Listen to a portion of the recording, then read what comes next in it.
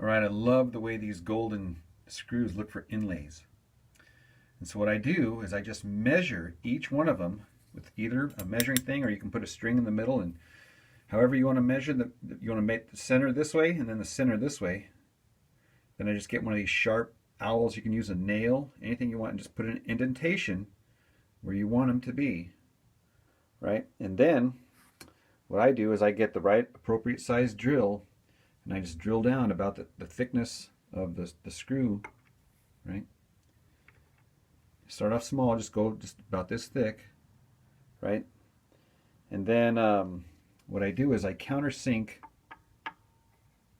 with the appropriate size bit that's going to match the head of the screw.